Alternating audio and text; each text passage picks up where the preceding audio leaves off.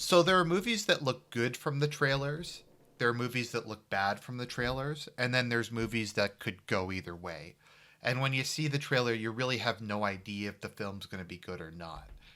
And Brightburn was a very good example of that because I saw the trailer and my immediate thoughts were, oh, this is like a Superman reboot.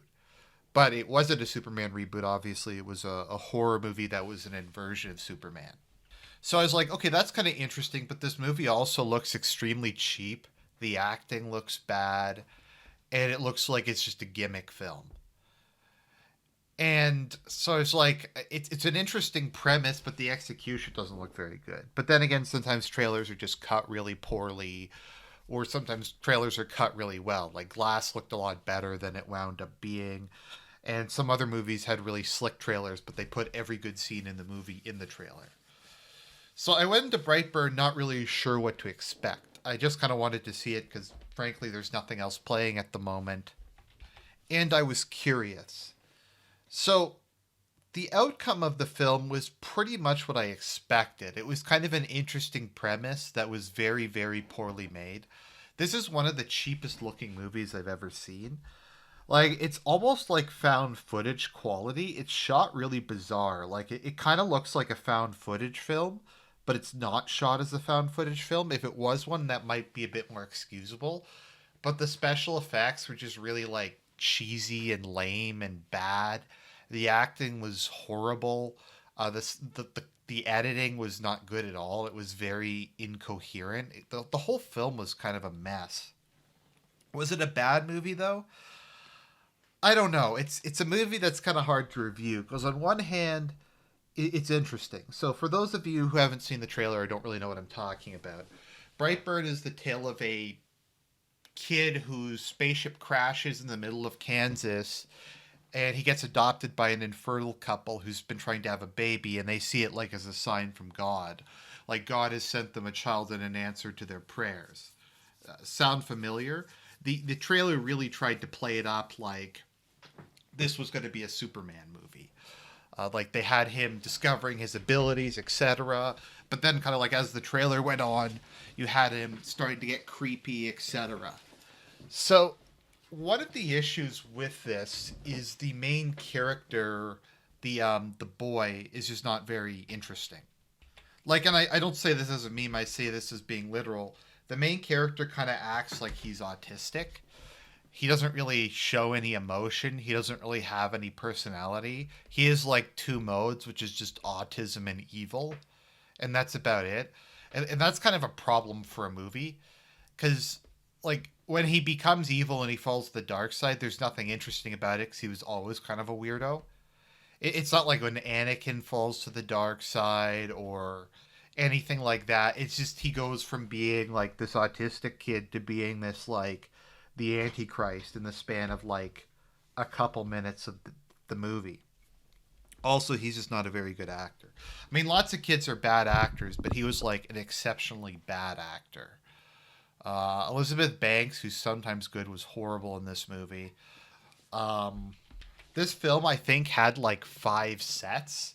Okay, so it had their house, it had the barn, it had the classroom, it had their relative's house, and that was it. I think. I don't think there was any other sets in the movie, which just shows how cheap it is. They spent virtually no money making this film, and that's not really the issue because I mean, lots of found footage films don't have a budget and they're good, but you don't even really have the basics here with this movie. So yeah, so the thing crashes. They find the kid. They raise the kid as their own. As the kid gets older, he starts to get more and more unhinged. He keeps drawing this symbol that kind of looks like an eight, but it's actually two B's, and it's supposed to be kind of a darkened version of the Superman symbol. It's from his home planet, but it also stands for Brandon Breyer. And he's drawn towards the ship, and we find out that the ship's telling him to take over the world, to wipe out humanity, and to conquer it for whatever alien race sent him. So kids start to bully him. He starts to get really angry. His father takes him on a camping trip, and his father tells him, "Son, it's okay if you have feelings for women and you want to act on them, etc." So there's a girl in his class who's like a QT. So he goes to her house and he starts stalking her, and she's like, "My mother told me not to be around you." And he's like, "Okay, we'll deal with that." So he kills her mother. He crushes her hand at school. His mother is really obnoxious, so she's like, "Oh, it's your fault that my kid crushed your daughter's hand." So he kills her, and then he's receiving therapy from his aunt. Um, so he threatens her, and when that doesn't work, he kills her, and he kills his uncle.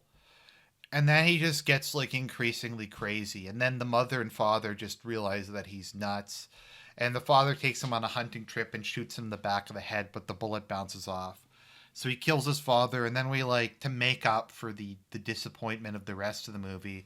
We have like an excruciating 15-minute long scene of the mother hiding under a bed while Brian goes and just destroys the house.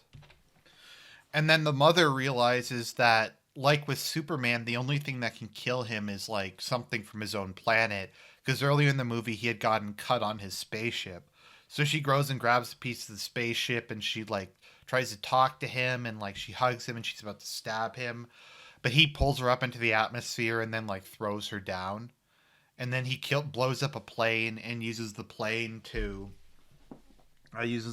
make it look like the whole thing was a everyone's dying was a result of the airplane accident. And then, like in the mid-credit scene, it shows him just blowing stuff up, and no one can figure out it's him. It's like what was the point of this movie? Like, was it supposed to be a nature versus nurture thing? Was it supposed to be like love is blind? Was it supposed to be careful what you wish for? I don't know. There wasn't an obvious like theme in the movie. And generally, when you're dealing with horror movies, there's something to it. There's some sort of like moral message, even if it's very disproportionate and heavy-handed. But this one doesn't have it, and there was no ending. It just stopped. Like I would have preferred if she had have killed him, or he would have like. I just don't like sequel baiting, especially in movies like this that have no budget that probably aren't going to get sequels because no one cared about it. But no, they decided we're just gonna not have an ending. So as I'm going through this review, actually, I realized how bad this movie was. Don't see Brightburn. It's not good. I wouldn't even recommend it when it comes out on video.